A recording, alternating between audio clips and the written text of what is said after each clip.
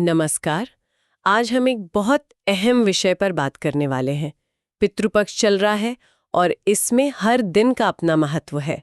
आज हम बात करेंगे दूसरे दिन की, यानी द्वितीया श्राद्ध की। जी हाँ। हमारे पास जो जानकारी है वो पूरी तरह इसी दिन पर, मतलब द्वितीया श्राद्ध पर ही फोकस करती है।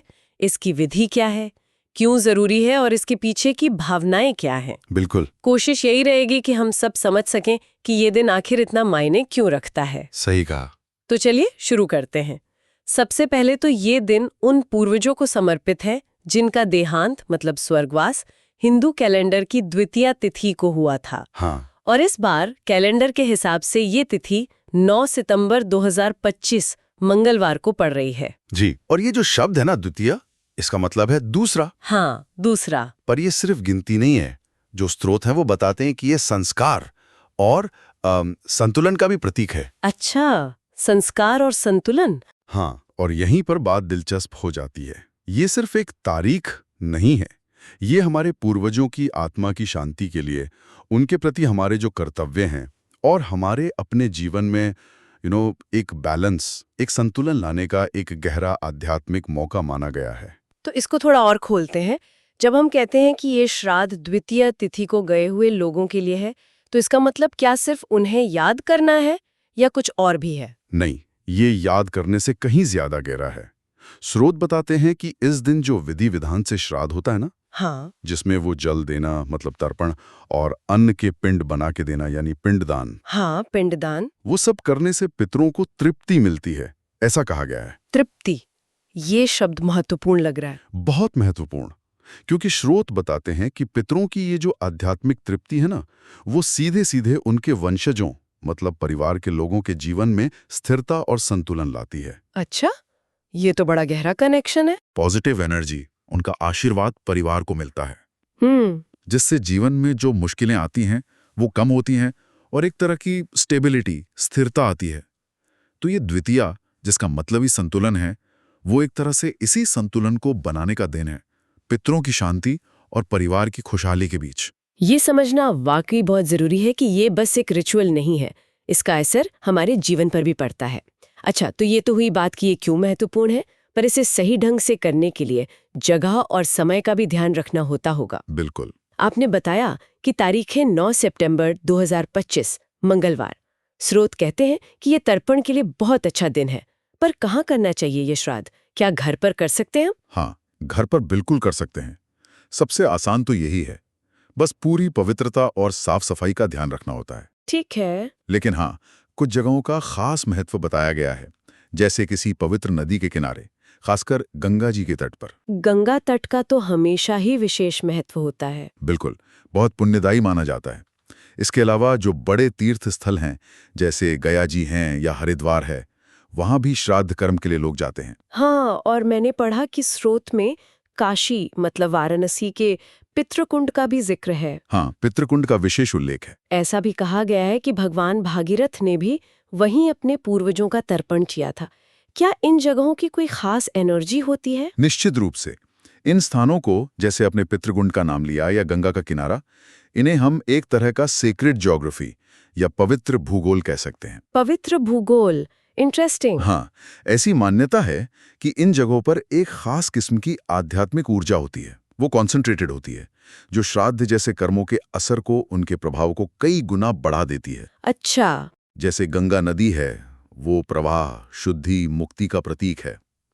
काशी जैसे शहर को तो मोक्ष का द्वार कहते हैं, और पितृकुंड जैसी जगहें तो हैं ही खास तौर पर पितृकर्मों के लिए।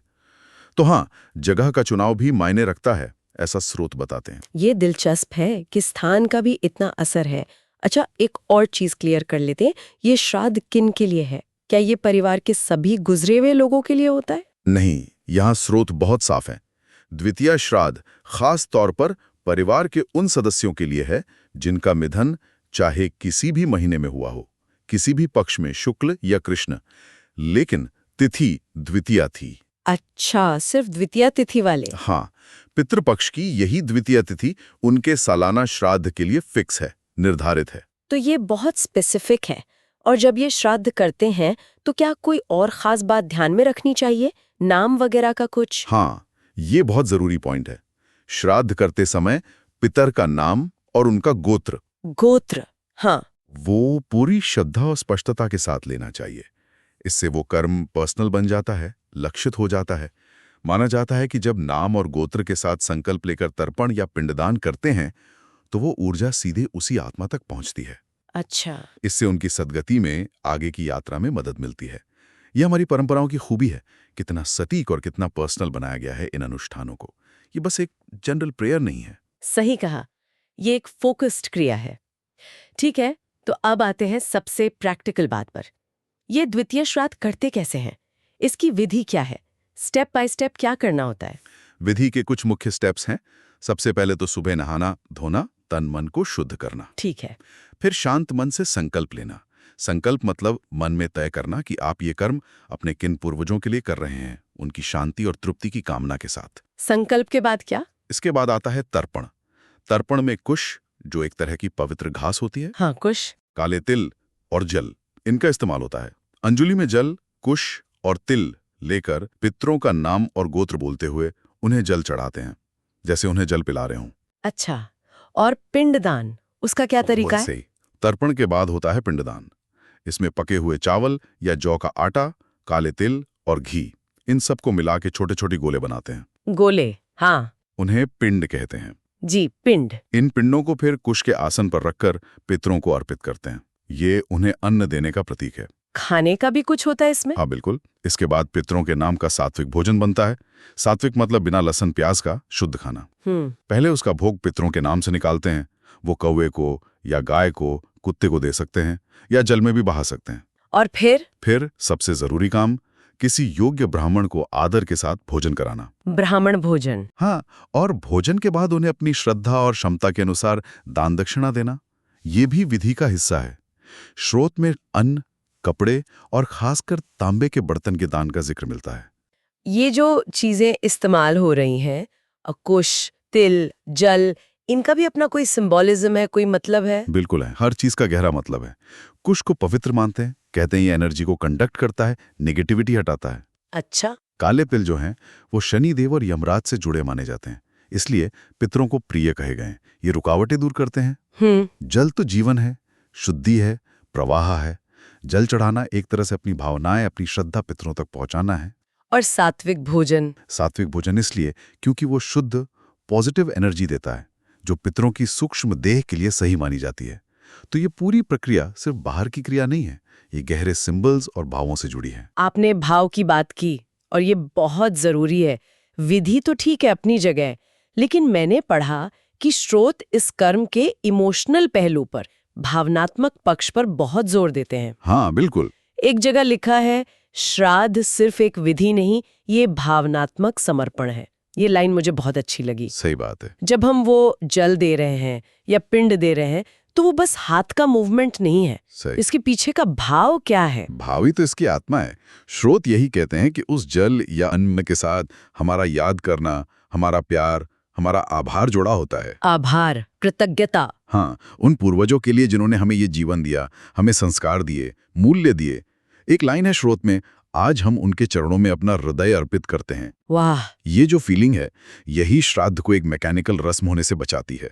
ये इसे एक सच्ची श्रद्धांजलि बनाती है।